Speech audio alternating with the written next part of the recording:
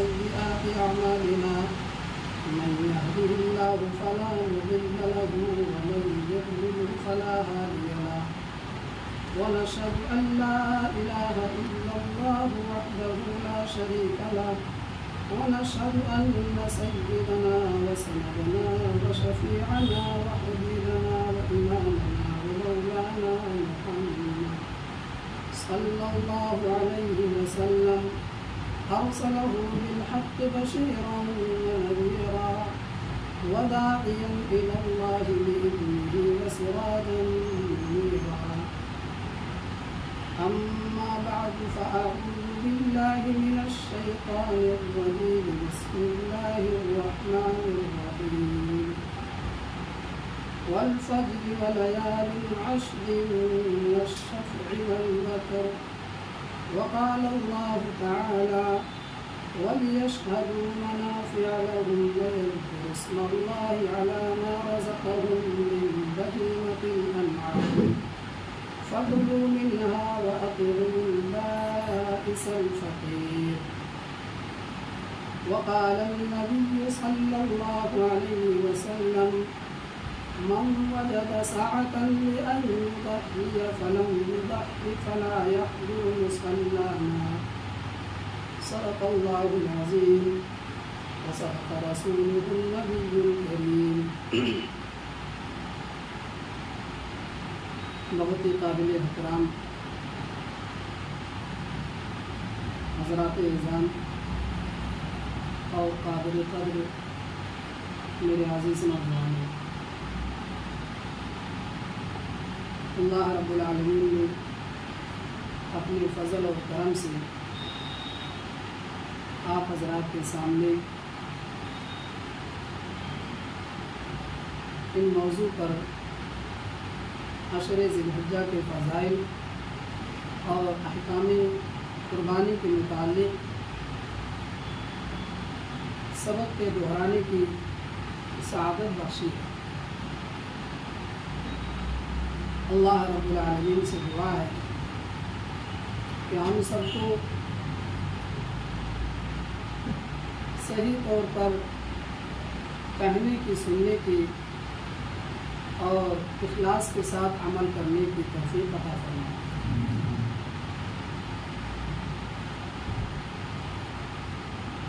جن ایام سے ہم سب گزر رہے ہیں، اس ایام کے پس منظر سب سے پہلے ہمیں اور آپ کو یہ معلوم ہونا چاہیے، جیسا کہ ابھی محترم کی زبانی یہ بات معلوم ہوئی کہ اللہ اپنے بندوں سے قربانی چاہتا ہے۔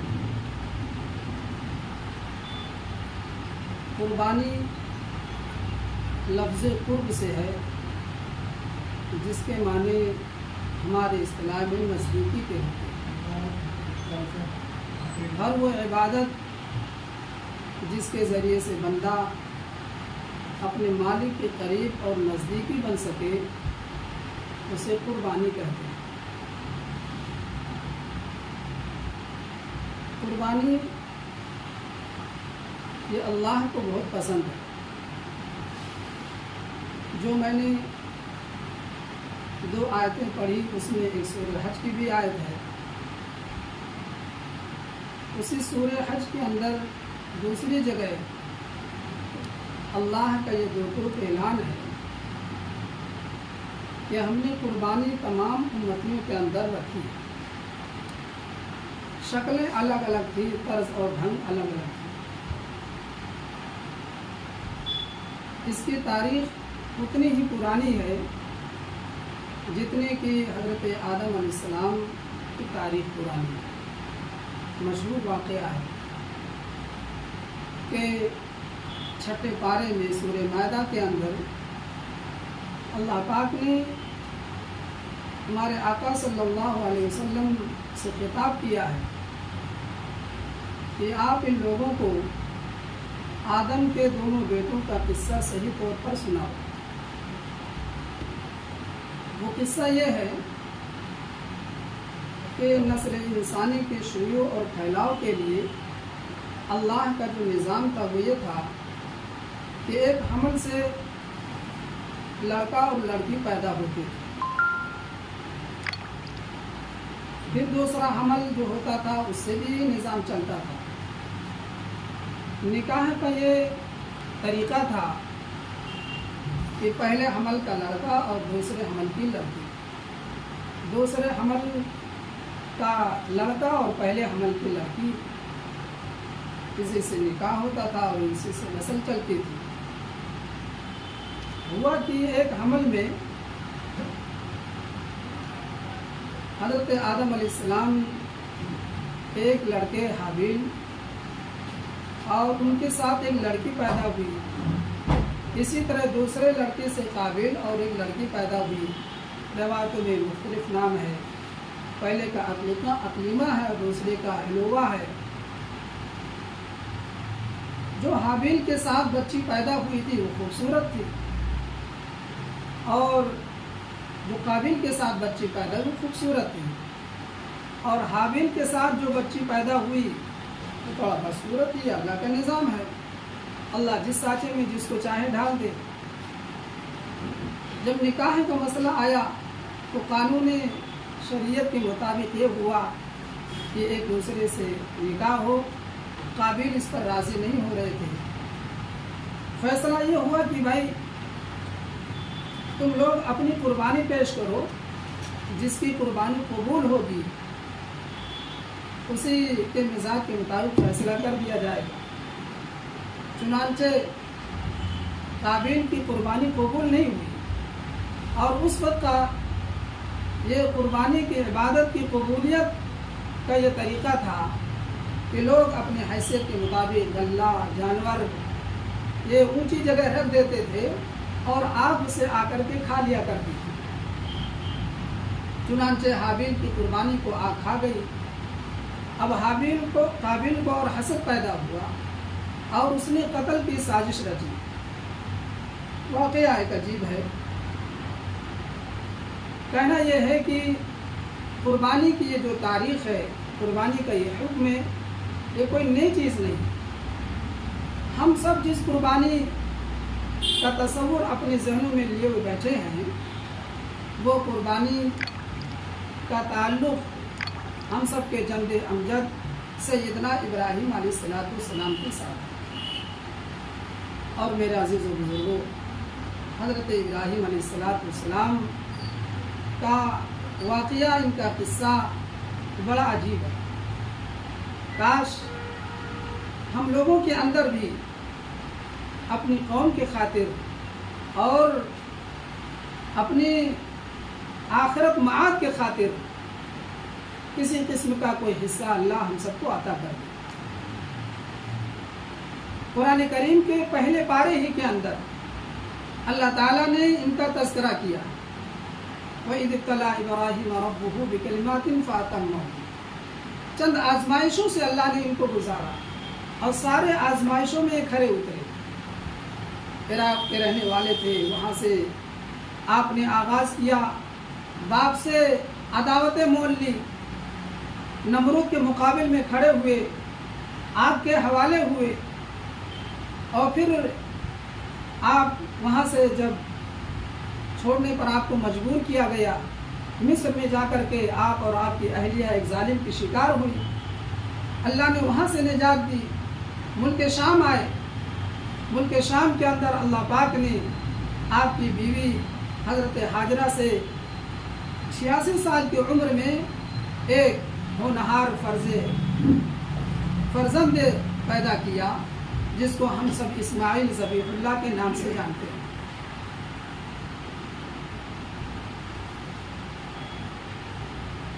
اللہ کا پھر حکم ہو رہا ہے۔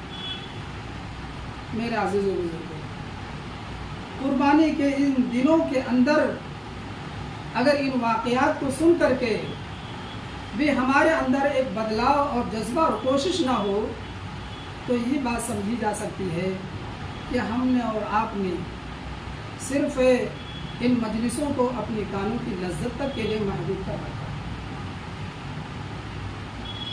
بدلاؤ کی ضرورت ہے۔ ان حالات کے باوجود بھی جیسے ایک واقعہ ذہن میں آیا، حضرت عبداللہ ابن مبارک رحمۃ اللہ علیہ بہت بڑے موسیقی باز تھے۔ علماء کی نگرانی میں بات کہی جا رہی ہے کہ محدثین کے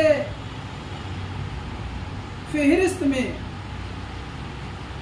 جو راویوں کی تعداد لکھی گئی ہے وہ 5 لاکھ لوگوں کے نام ہیں، جن کو ہم اسماء الرجال کہتے ہیں، کہ ہم تک جو یہ حدیث پہنچی ہے یہ کن کے واسطے سے، اس کا سلسلہ جناب محمد الرسول اللہ صلی اللہ علیہ وسلم تک کن کن لوگوں کا ہے، وہ کیسے تھے، ان کا گھرانہ کیسا تھا، ان کا خاندان کیسا تھا۔ یہ اسلام کی عجیب خوبی ہے جو کسی اور دھرم مذہب کو حاصل نہیں۔ ان میں عبداللہ ابن مبارک رحمۃ اللہ علیہ تنہا وہ ہستی ہے کہ جن کے بارے میں کسی قسم کی کوئی انگلی کسی نے نہیں اٹھائی، اور حال یہ تھا کہ ایک لمبا وقت ان کا عیش و مستی میں گزرا۔ ایک مرتبہ یہ اپنے ساز باز کو ٹھیک کر رہے تھے، ان کو اونگ اور نیند آئی تو یہ کیا سن رہے ہیں کہ کوئی کہنے والا کہہ رہا ہے، الم یعنی للذین آمنوا ان تخشع قلوبہم لذکر اللہ، کیا ایمان والوں کے لیے ابھی وہ وقت نہیں آیا کیا ان کا دل اللہ کی یاد کے لیے پگھلے۔ ایک وقت ہو گیا ہماری اور آپ کی بدمستیوں کی، بے غفلتی کی، لاپرواہی، سستی کی، بے حسی کی۔ علامہ اقبال کا ایک شعر ہے کہ قوت فکر و عمل پہلے فنا ہوتی ہے، پھر کسی قوم کی شوکت پہ زوال آتا ہے۔ یہ ہمیں عہد لینا ہے کہ اپنی نفس سے لے کر کے اپنی جان، اپنے جذبات۔ واقعے پر بات یاد آتی ہے کہ غزوہ صلح حدیبیہ کے موقع پر آپ صلی اللہ علیہ وسلم اور آپ کے صحابہ نے اپنے جذبات کو قربان کیا، اور جذبات کو قربان کرنے کے نتیجے میں اللہ تعالیٰ نے سورہ فتح نازل فرمائی ہے، اور فرمایا کہ انا فتحنا لک فتحا مبینا، ہم نے آپ کو کھلی ہوئی فتح عطا فرمائی ہے۔ حالانکہ علماء یہ جانتے ہیں کہ کھلی ہوئی ایک شکست مسلمانوں کو نظر آ رہی ہے، لیکن اپنے جذبات تک کو قربان کیا، اپنے جذبات تک کو قربان کیا۔ بہرحال پھر حکم ہو رہا ہے کہ شام کو اپنا مسکن و ٹھکانہ نہ بناؤ، اب یہاں سے بھی ہجرت کرو اور جاؤ وادی خیزرہ میں، جہاں زندگی کو گزارنے کا کوئی سبب نہیں ہے۔ حضرت ابراہیم علیہ السلام اپنے بچوں کے ساتھ نکل پڑے اور مکہ کے اندر جا کر کے جہاں خانہ کعبہ ہے اس کے بالا حصے پر بچوں کو چھوڑا، اور جو کھجور اور مشکیزے میں پانی تھا وہ حوالے کر کے چلنے لگے۔ حضرت ہاجرہ کہہ رہی ہیں کہ اے میرے آقا یہ کیا معاملہ ہے، آپ ایسی جگہوں پہ ہمیں چھوڑ کے جا رہے ہیں، نہ زندگی ہے نہ زندگی کی کوئی نشان ہے، معاملہ کیا ہے؟ میرے عزیز و بزرگوں، کہنا بھی آسان ہے، سننا بھی آسان ہے، مگر عمل بہت مشکل چیز ہے۔ بار بار حضرت ہاجرہ کی اصرار پر خود حضرت ہاجرہ کہتی ہیں کہ آپ یہ بتائیے کیا اللہ نے اس کا حکم دیا ہے؟ تب کہتے ہیں ہاں، اس کے علاوہ کوئی اور جواب نہیں۔ ٹھیک ہے، جس مولا نے آپ کو اتنے سارے حالات سے بچایا اور حفاظت کی، وہ اس بے آب و گیاہ کے وادی میں ہمیں بھی حفاظت کریں گے۔ چنانچہ چلے گئے۔ اب کچھ دنوں تک وہ توشہ چلا، وہ پانی، وہ کھجور، اور جس کی بنیاد پر اپنے بچوں کو دودھ پلاتی رہی، مگر جب غذا خود ختم ہو گئی، فاقے کے لالے پڑ گئے، تو اب دودھ کہاں ہو تیار ہو۔ ایک طرف خود خستہ حالت، دوسری طرف بچے کی معصومی، پریشانی دیکھا نہیں جاتا تھا، تو کبھی صفا پر چڑھتی تھی، کبھی مروہ پہ چڑھتی تھی۔ یہ عشر ذی الحجہ اللہ پاک کا عجیب نظام ہے، یوں نہیں اللہ نے قسم کھائی ہے۔ اللہ تعالیٰ جب بھی کسی مخلوق کی، کسی شے کی قسم کھاتے ہیں تو ایسا نہیں ہے کہ اللہ اس کے محتاج ہیں، وہ اس चीज़ की, उस शय की एक शान को बतलाने के बारे में होता है। जैसे अल्लाह ताला ने सूरह 3 के अंदर कसम खाई, व तीन व ज़ैतून व तूर सीनीन व हादल बलदिल अमीन। चार मखलूक की कसम खा करके अल्लाह इंसान के हुस्न खुल्क को बयान फरमा रहा है। तो यहाँ पर भी अल्लाह ताला ने इन चीज़ों की कसम खाई। ये कितने मोहतम भी शान चीज़ें हैं, जिसको शान ने कहा ना कि कभी इस सिमत जाती थी, कभी उस सिमत जाती थी, नज़र पड़ती थी बच्चे पर तो फौरन लौट आती थी। चुनांचे इमाम बुखारी ने नकल किया है कि 7वीं मरतबा जब आप मरवा पर चढ़ी तो एक आवाज़ उनको सुनाई दी कि अल्लाह ने आपकी सदा कबूल कर ली, आपकी मांगी मुराद पूरी की गई है, आओ मेरी मदद करो। वहाँ से लौट के आती हैं तो क्या देखती हैं कि मासूम बच्चे के एड़िए के नीचे सोता फूट चुका है, जिसे हजरत जिब्रील अलैहिस्सलाम ने अपने बाजू से खोला। मेरा अज़ीज़ों बुज़ुर्गों, दीन के खातिर लोग कहते हैं अपने आप को तजने पर क्या मिलता है। जवाब इसका यह है, आज तक दुनिया में जो इस्लामी तारीख है उसके पढ़ने से यही बात मिलती है, सब कुछ तो दीन के खातिर तजने ही पर मिला है। यह आबे ज़मज़म, इसकी कोई मिसाल पूरी दुनिया के अंदर नहीं। कितने हुकूमत की मशीनरी वाटर सप्लाई के लिए कितना अच्छा इंतजाम करती है, मगर उनका निज़ाम फेल हो जाता है। उस पानी के अंदर सड़हन पैदा हो जाती है, बू आने लगती है, मगर कितने हजार साल हो गए, कुर्बानियों के नतीजे में निकला हुआ पानी आज तक इसका सोता कभी जाम नहीं हुआ है, और इसके पानी में कभी किसी किस्म की कोई बू और बदलाव नहीं आता। ये कुर्बानियों का नतीजा।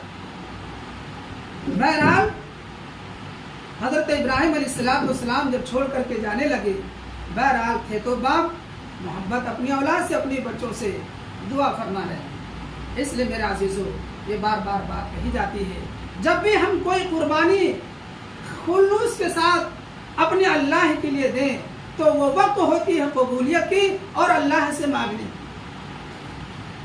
इब्राहिम अलैहिस्सलाम के वाक़यात में बार बार ये चीज़ें मिलती हैं। खाने काबा को बना रहे हैं तो एक अल्लाह के दीन के लिए काम कर रहे हैं, वहाँ भी मांग रहे हैं दुआ। पहले पारे ही में इसका तज़किरा है, जो इसका मौजू नहीं, तो यहाँ दुआ मांग रहे हैं, रब्बना इन्नी अस्कनतु मिन ज़ुर्रियती बिवादिन गैरि ज़ी ज़रअन इंद बैतिकल मुहर्रम रब्बना लियुक़ीमुस्सलाह। ऐ अल्लाह, आपके कहने पर इस बेयाब हो गया है वादी गैर ज़ी ज़रा में अपने बच्चों को मैं छोड़ करके जा रहा हूँ। कितनी आह से दुआ निकली। हम सब थोड़ी देर के लिए पूरा इंतज़ाम करके अपने घर को छोड़ते हैं तो आंखों से टप टप आंसू गिर जाते हैं। जिंदगी का कोई सबब नहीं, कोई सहारा और वो नहीं। कितनी आह के साथ ये दुआ निकली होगी, अल्लाह मैं छोड़ करके जा रहा हूँ। मकसद यह है लियुक़ीमुस्सलाह, ताकि ये नमाज के पाबंद बने, नमाज को कायम करने वाले बने, तेरी इबादत करने वाले बने। फजअल अफ़इदतम मिनन नास तहवी इलैहिम, सारे असबाब के मफकूद होने के बावजूद ए अल्लाह तेरी ज़ात के लिए क्या मुश्किल है। इसलिए हम तुझसे मांग रहे हैं कि पूरी दुनिया का इसे तू मावा और मलजा बना दे और पूरी दुनिया के लोगों के दिलों को इस घर की तरफ तू फेर दे। वर्ज़ुक़हुम मिनस समरात, और यहाँ के रहने वालों को अल्लाह तो फलों का रिज़्क़ अता फरमा। मेरे अज़ीज़ बुज़ुर्ग दोस्तों, बात एक याद आई। एक मरतबा अरब की जमात पर तर्जुमानी का मौका मिला तो उन्होंने ये बात बताई, क्या हिंदुस्तान के मुसलमानों, शायद मलिहाबाद का असली दशहरी तुम्हें खाने को मिलता हो या न मिलता हो, मगर हम अहले अरब इसको खा करके आए। हम अरबों को ये चीज़ मिलती है, पैदा होता तुम्हारे यहाँ, खिलाता है अल्लाह हमें। अल्लाह की ज़ात ऐसी कादिर है, हम असबाब पर ना जाए, किसी ज़राए पर हमारी निगाह ना हो, اللہ کی وہ طاقت و قدرت والی ذات ہے میرے عزیز و بزرگوں، چاہے تو وہ چیزوں کی شکلوں کو بگاڑ دے اور چاہے تو شکلوں کو باقی رکھ کر کے اس کی تاثیر کو کھینچ لے۔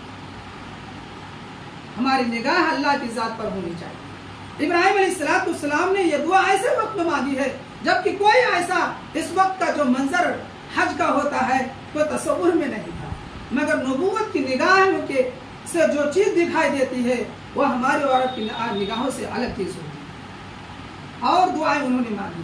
بہرحال پھر حکم ہو رہا ہے، جب اللہ تعالیٰ نے اس اولاد کو اس لائق بنایا کہ باپ کی مدد کر سکے، باپ کے ساتھ چل پھر سکے، جس کو سورہ صافات میں 23ویں پارے میں اللہ نے نقل کیا ہے، فلما بلغ معه السعي قال يا بني اني ارى في المنام انی اذبحک فانظر ماذا ترى۔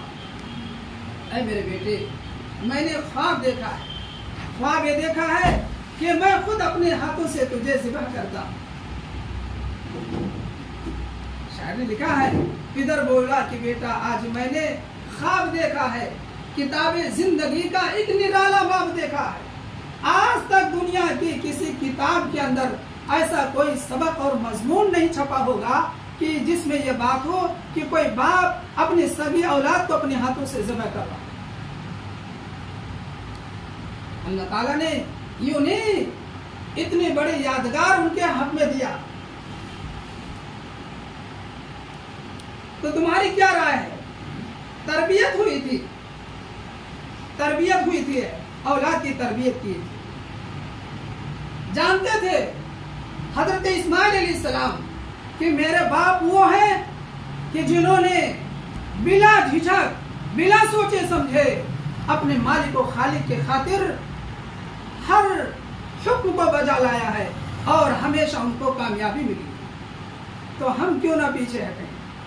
یہ اللہ ہی کا مطالبہ ہے، تو ہم کیوں اس میں پیچھے رہیں؟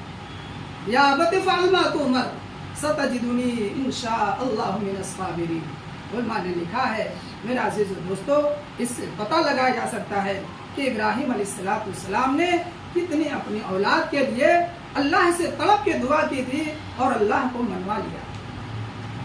کیا تربیت کی بول حضرت اسماعیل علیہ السلام بول رہے ہیں، اے میرے ابو جان، جس چیز کا آپ کو حکم ملا ہے وہ کام آپ کر گزریے، کمال میرا نہیں ہوگا، کمال اس مالک کا ہوگا جو اس نازک موقع پر مجھے صبر کی توفیق دے۔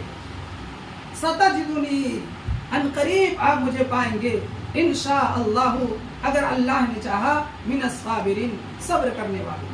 اگر اللہ نے وہ دولت مجھے عطا کر رکھی تو اس موقع پر میں اس مصیبت کو جھیل لوں گا اور خوشی خوشی منظور کر کے اپنے رب کے نام پہ قربان ہو جاؤں گا، ورنہ اس دکھ کی گھڑی میں اپنی جان کے خاطر ہر کس و ناکس سے دشمنی مول لینا یہ انسان کی فطرت میں داخل ہے۔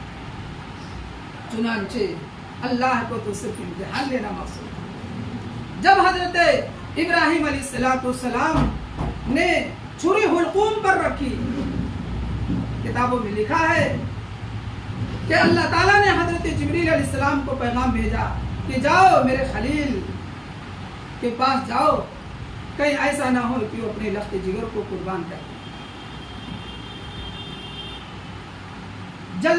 جلدی کی وجہ سے، کہ کہیں ایسا نہ ہو کہ پہنچنے میں مجھے تاخیر ہو اور قربان ہو جائے اسماعیل۔ وہی سے صدا آسمان سے لگا رہے ہیں، اللہ اکبر اللہ اکبر۔ دیوانے تو تھے، فوراً ہاتھ رک گئے، فوراً حضرت ابراہیم علیہ السلام کی زبان سے بات نکلی، لا الہ الا اللہ واللہ اکبر۔ ہاں، جس رب کی بڑائی کی بولیاں بول رہے ہو اور ہمیں سنائی دے رہا ہے، یقیناً وہی ہستی ہے کہ اس کے سوا کوئی معبود نہیں اور وہی سب سے بڑا۔ تو فوراً حضرت اسماعیل علیہ السلام کی زبان سے یہ بولی نکلی، واللہ اکبر وللہ الحمد۔ یقیناً اللہ کی ذات بڑی ہے اور ہر قسم کی تعریف کے لائق وہی ہے۔ چنانچہ ایک دمبا اللہ تعالیٰ نے اس کے صدقے میں عطا فرمایا اور یہ آواز لگائی، قد صدقت الرؤیا انا کذالک نجزی المحسنین۔ ہم تو اپنے چاہنے والوں کو آزماتے۔ اے ابراہیم، تم نے سارا اپنا امتحان پورا کر دکھایا۔ 27 پارے میں بھی ہے وہ ابراہیم الذی وفا، ابراہیم وہ ہستی ہیں جو کچھ اللہ نے ان سے مانگا اللہ کو انہوں نے وہ سارا امتحان پورا کر کے دیا۔ میرے عزیز و بزرگوں، اسی وجہ سے روایات میں بات نکلتی ہے کہ قربانی کے دن ما عمل ابن آدم من عمل یوم النحر احب الی اللہ تعالی الا من احراق الدم، اس عمل میں بندے کا کوئی عمل اللہ کو اتنا زیادہ پسند نہیں ہے جتنا خون بہانے والا عمل پسند ہے۔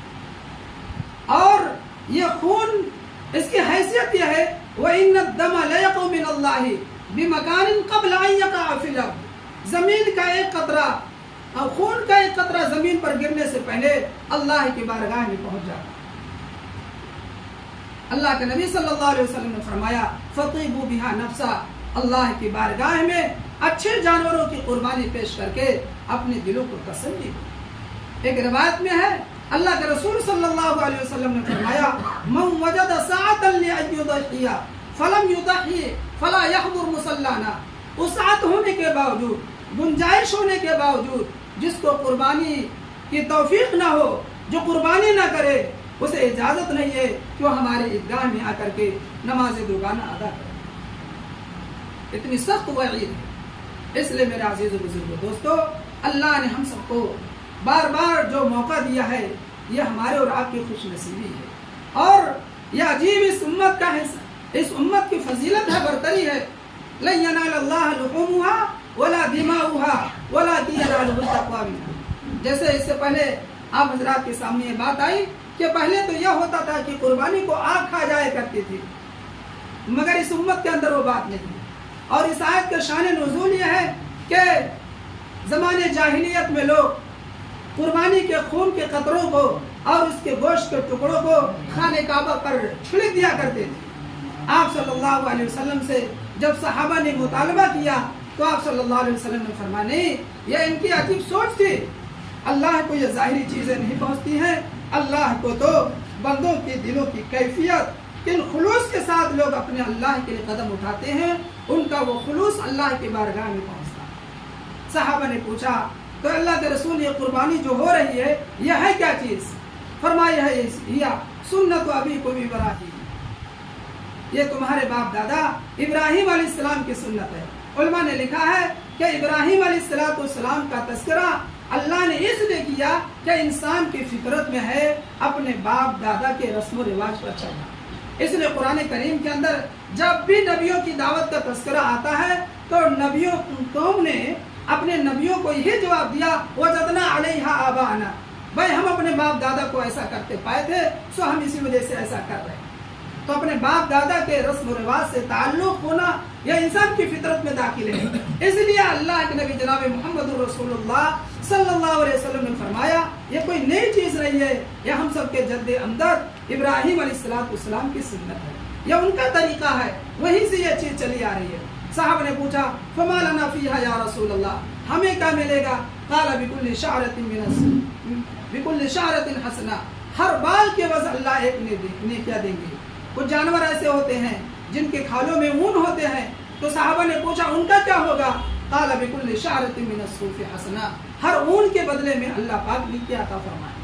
اور میرے عزیز دوستو، یہ جو دن چل رہے ہیں جیسے محترم نے فرمایا، ساری تفسیر تو محترم نے رکھ دی، اور محترم جب تفسیر کر رہے تھے میں تو دل سے دعا کر رہا تھا یہ تفسیر چلتی رہے، بڑے اچھی انداز میں موصوف نے محترم نے اللہ کے اس کلام پاک کی صورت کی تفسیر کی۔ اللہ مزید بار بار ایسے موقعوں میں گھڑیوں میں ہم سب کو بیٹھنے کی سعادت فرمائے۔ بس چند بات یہ ہے کہ امام بخاری رحمۃ اللہ علیہ نے اور حافظ ابن کثیر رحمۃ اللہ علیہ نے اپنی تفسیر کے اندر ان سے جو دن مراد لیے ہیں، والفجر سے صبح صادق مراد لیا ہے، اور والشفع والوتر سے والفجر ولیال عشر، اور ولیال عشر سے یہ 10 دن مراد لیے، اور اسی میں انہوں نے واضح کیا ہے، تیسری جلد میں یہ ہے اس آیت کی تفسیر میں کہ اسی میں یوم عرفہ بھی ہے اور اسی میں ایام النحر بھی ہے، قربانی کا دن بھی ہے۔ اور والشفع سے قربانی کا دن مراد ہے، اور والوتر سے یوم عرفہ کا دن مراد ہے۔ امام مسلم نے، امام ترمذی اور امام ابن ماجہ رحمۃ اللہ علیہ نے ان دنوں کے متعلق فرمایا ہے، ما من عمل احب الی اللہ تعالی ان يتعبد له فيها من 10 ذي الحجة يعدل صيام كل يومة منها بصيام سنة وقيام كل ليلة منها بقيام ليلة القدر۔ کہ اللہ تعالیٰ کو یہ دن اتنے پسند ہیں، ان دنوں کے اندر اللہ تعالیٰ کو یہ اس دنوں کی عبادت اتنی زیادہ پسند ہے جتنا کسی دنوں کی نہیں ہے۔ اور میرے عزیز و بزرگوں دوستو، ان دنوں کی محبوبیت ہی کی دلیل ہے اسی صفحے کے اندر، بلکہ صاحب ابن کثیر نے یہ لکھا ہے کہ بعض روایتوں سے تو یہ معلوم ہوتا ہے کہ یہ لیلۃ القدر سے بھی فضیلت والی رات، کیونکہ جہاں ان راتوں میں عام یہ ہے کہ بھئی قرآن کی تلاوت کی جائے اور کیا کہتے ہیں نماز پڑھی جائے، صدقہ خیرات کیا جائے، مگر اس کے علاوہ ان دنوں میں اللہ تعالیٰ نے خاص طور سے ایک ایسی عبادت رکھی ہے جو عبادت کسی اور دین میں چاہ کر بھی نہیں کی جا سکتی ہے، وہ ہے حج کی عبادت۔ اور حج کا پورا منظر اللہ تعالیٰ نے انہی 10 دنوں میں کر دیا ہے۔ مثال کے طور پر آدمی احرام باندھا، چند دن گزرے، اب 8ویں ذی الحجہ کا دن آ گیا، تو اب حکم یہ ہوتا ہے کہ بھائی اب حرم کو چھوڑو، جہاں ایک نماز پڑھنے کا ثواب 1,00,000 نماز پڑھنے کا ثواب ہے، لیکن اب تمہیں یہاں نہیں رہنا ہے، اب چلو مینا جاؤ، وہاں 5 وقت کی نماز ادا کرو، اور پھر اس کے بعد ہم تم کو ایک لغدق میدان میں لے کے جائیں گے، اور وہ ہے یوم عرفہ، میدان عرفہ۔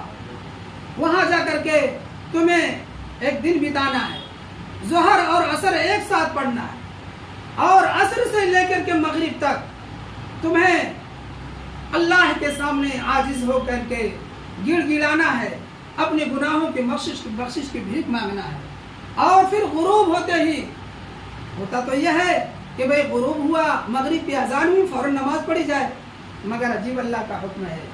اللہ اس عبادت سے بتانا چاہتے ہیں دنیا کے کسی بھی عمل میں کوئی تاثیر نہیں ہے، تاثیر ہمارے امر اور ہمارے حکم کے اندر، ہمارے حکم کے بجا لانے میں، ہم جو کہیں وہی کرنا، یہ اصل عبادت ہے۔ اپنی منمانی کرنا یہ انسان کو ہماری عبادت سے ہٹا دیتا ہے۔ اب یہ ہوا کہ بھائی وہاں سے اب مزدلفہ میں جانا ہے، اور وہاں ایک رات بتا کر کے مغرب اور عشاء ایک ساتھ پڑھنا ہے، اور پھر صبح ہوتے ہی پھر تم کو مینا میں آنا ہے، اور مینا میں آ کر کے وہاں 3 دن رہ کر کے 3 جو ستون ہیں ان پر کنکریاں مارنا ہے۔ اور یہ وہ ستون کون ہیں؟ یہ وہ ستون ہیں کہ جن کو اللہ تعالیٰ نے اپنے خاص بندے حضرت ابراہیم علیہ السلام کو اپنی اولاد کی قربانی کے وقت شیطان کے رکاوٹ کے پیدا کرنے کا جو جہاں جہاں سبب بنا، اللہ تعالیٰ نے یہ ادا اتنی پسند کی کہ ہمیشہ قیامت تک آنے والے اسلام کے ماننے والوں کو یہ ضروری قرار دیا ہے کہ دیکھو یہی وہ جگہیں ہیں جہاں شیطان آڑ بن کر کے ہمارے نام پر ہمارے محبوب ابراہیم خلیل اللہ کو قربانی کرنے کے لیے روڑا بنا تھا، یہاں آ کر کے اپنے آپ کو دیوانہ بن کر کے اس کو کنکری مارنا۔